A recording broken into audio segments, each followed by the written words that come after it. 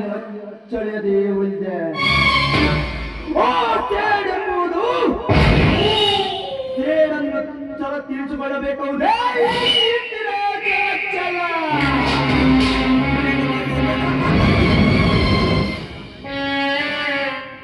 ಶಕುನಿ ತನ್ನ ಸೇಡನ್ನು ತೀರಿಸಿಕೊಳ್ಳಲು ಮಹಾಭಾರತದ ಯುದ್ಧವೇ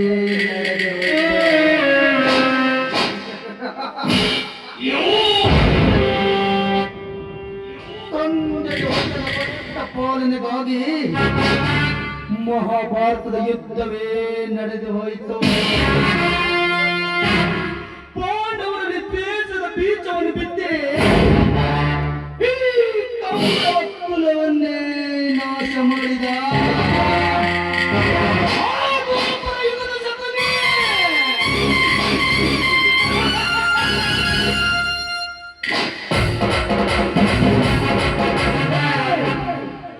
ನನ್ನ ತಂದೆಗೆ ಮೋಸ ಮಾಡಿ ಕೊಲೆಗೈದು ಸರ್ವೋತ್ತನ್ನು ಕಬಳಿಸಿಕೊಂಡು ನಾನೇ ಕುವೆಯಲ್ಲಿ ಮೆರೆಯುತ್ತಿರುವನಲ್ಲ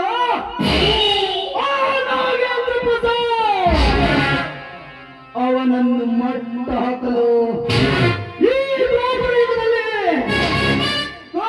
ಈ ಕಲಿಯುಗದಲ್ಲಿ ಅವತಾರವನ್ನು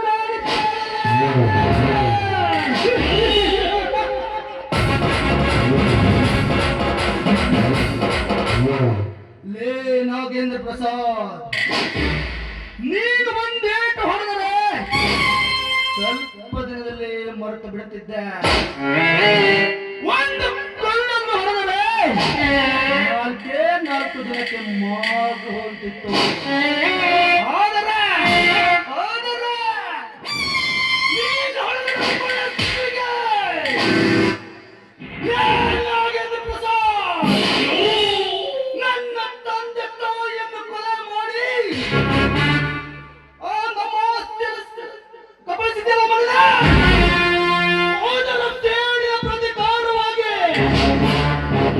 ನೀನು ಅಮ್ಮ ತಾಯೇ ಅಂತ ಬೇಡುವಂತೆ ಮಾಡದೇ ಇದ್ದರೆ